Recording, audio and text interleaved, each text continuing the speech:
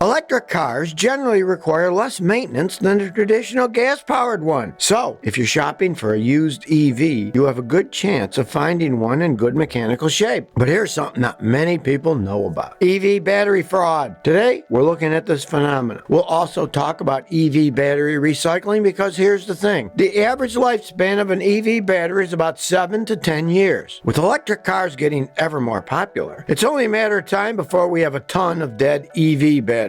Yet, right now, there's only a small handful of companies here in the States that recycle EV batteries. We're talking about a ticking time bomb here, and no one's really talking about it, so I will. Today, we're looking at what happens when EV batteries go bad. We'll see how many EV batteries are being recycled right now versus what we can expect by 2030. We'll also see if EV battery recycling really is environmentally beneficial.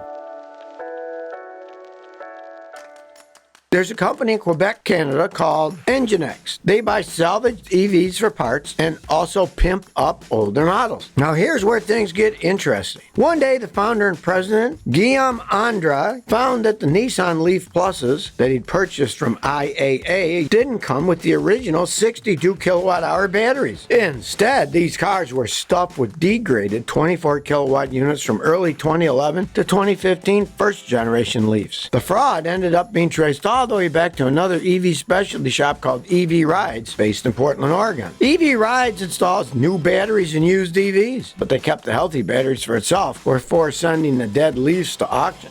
Unfortunately, this isn't an isolated one-off story. Turns out, this kind of fraudulent battery swapping isn't just happening to salvage cars, but it's also happening to used EVs that can operate. The worst part is that sometimes even the dealerships that are selling used EVs might not even know the battery was swapped out for a cheaper one. Auction purchases are typically done quickly. This means there's not much time for an in-depth inspection of the EV, let alone the battery. On top of that, the auction has no legal responsibility over the quality of EVs that get sold. Pretty much, it's nearly impossible to get compensation for a fraud like that. Also, there aren't any laws currently on the books to prevent this type of EV battery fraud from happening. Here's the thing. Healthy EV batteries are worth a lot of cash. They can represent up to 50% of a new EV's price tag. To put it in perspective, a healthy 62 kilowatt battery from the current Nissan Leaf Plus can sell for 15 grand. A Tesla battery can range between 20 to 30 grand. There was a Tesla Model X that was sold at auction, and sitting inside the area where the battery cell module normally sits were sandbags. Thing is, each module sells for $1,500 a pop, and the Model X has like 16 modules, so you can do the math. All of this is to say, if you're looking to buy a used EV, get the car inspected by an EV specialist if you can. They can tell you if the battery is original or not. They can tell you how much is left of the lifespan of the battery, and they can tell you if it's the correct kilowatt hours or not. Realize guys like me have the tools to check it out. Now, if the plastic covers protecting the battery look like they've been manipulated, and the bolts holding up the battery look like they've been removed and put back on, that's a dead giveaway. EV specialists can also fully remove the battery unit to properly inspect, and they can also connect the car to a computer to access the battery's state of health too.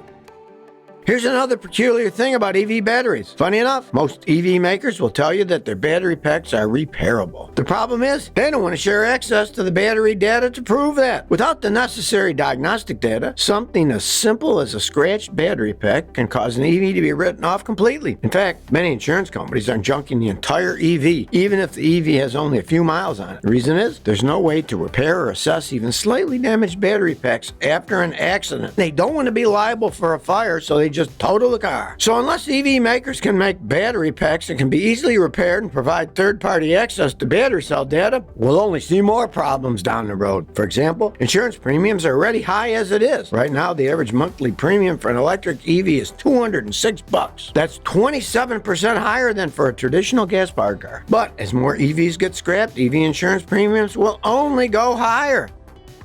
An EV battery pack is assumed to be at the end of its life when it has no more than 70 to 75% of its original capacity. Getting to that point can take 7 to 10 years on average. EV batteries that reach the end of life can be upcycled, recycled, repurposed, or reused. Let's talk about EV recycling.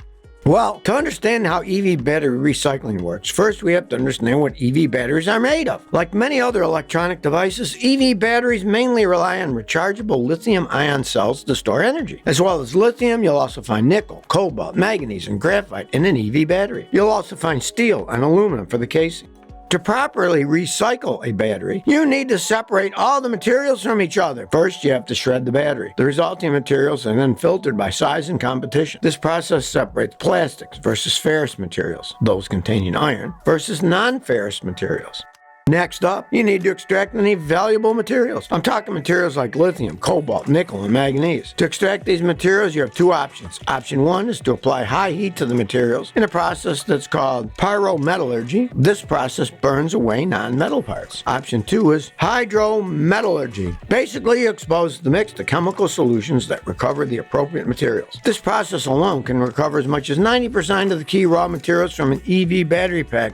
Now, when it comes to EV battery recycling, here's the issue about recycling regulations or lack thereof. Here in the U.S., local governments have authority over EV battery disposal and recycling. In other words, each state has its own regulations. Take California, for example. California created the California Battery Recycling Advisory Group. This group is made up of car and battery manufacturers, government agencies, and public interest groups. Together, these groups have been tasked with recommending policy for EV battery recycling.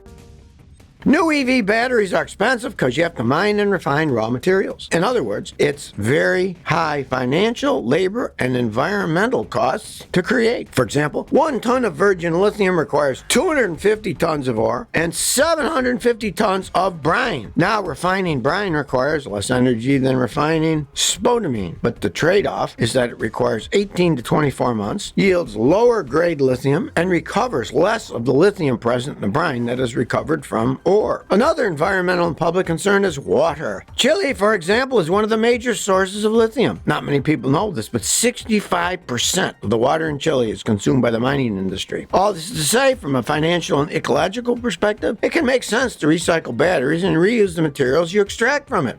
But here's the thing about battery recycling. While recycling allows the raw materials from a battery to be recovered, it's still a very energy-intensive process and it requires high energy use. Plus, there are other environmental costs to recycling EV batteries because the common recycling methods are environmentally harmful. Pyrometallurgy, for example, incur environmental and significant energy costs for combustion and calcination of the batteries. Hydrometallurgy requires less energy for processing, but more reagents are required and water must be purified afterwards. Don't forget the environmental cost of transporting the batteries and so forth.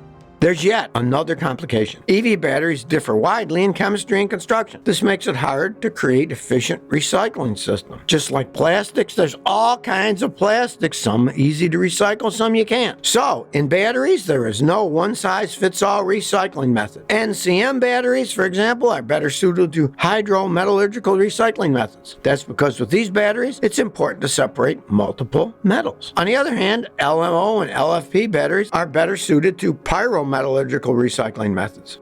Also consider too that battery cells are often held together by tough glues, so it can be hard to take the cells apart. Not many people know this, but oftentimes it's cheaper for battery makers to just buy freshly mined metals than to use recycled materials. And then, of course, there's direct recycling. But there's nothing plain and simple about it. Direct recycling also comes with a handful of its own disadvantages. For example, the EV battery needs to be in good condition for reusing. Also, there's another thing to consider. Manual battery disassembly means higher labor costs. So to balance the cost of direct recycling, you either need to reduce the types of batteries you accept and thereby reduce their facility costs, or you need to increase the recycling facility and hire more people. By now, I'm sure you're wondering, why can't we just recycle EV batteries automatically by using robots or AI? That's a good question. The short answer is yes. They've done studies to test whether AI and automation can be used for battery recognition, sorting, and disassembly. But the problem is the current methods just aren't at that high of a level, at least not yet. For now, it's only manually disassembling, which takes a lot of time and energy. Ever wonder who's at the top of EV battery recycling game? Currently, it's China. What a surprise. It is the top recycling technology of the world. Reason is, China has cheap labor costs and high availability of minerals and resources that are needed for EV batteries. In fact, China has 3 times the capacity of the US when it comes to recycling lithium-ion batteries. But the U.S. government is trying to change its place in the industry, and it's doing that through incentives. For example, the 2022 Inflation Reduction Act had a provision called the Advanced Manufacturing Production Credit. Basically, the government is offering tax credits for 10 years to help boost the domestic production of EV batteries. Recycled EV batteries also qualify for subsidies. Funny enough, these subsidies apply to batteries that were made in any country as long as they ended up being recycled here in the U.S. This means that U.S. EV makers can accelerate their production and at the same time lower their dependence on China for their EV battery needs. Speaking of which, analysts predict lithium-ion battery production volume will pass 1 million tons by 2025. That's less than 2 years away. The number will only grow as EVs take over. So, when the batteries reach the end of its life, where will they go? Well, right now, 65 to 70% of the current lithium-ion battery recycling capacity is in East Asia. I'm talking 9 facilities with the capacity to recycle some 207,500 tons, and they have 2 more facilities being planned. Currently, 5 of the existing plants are in China, 3 in Japan, and 1 is in Korea.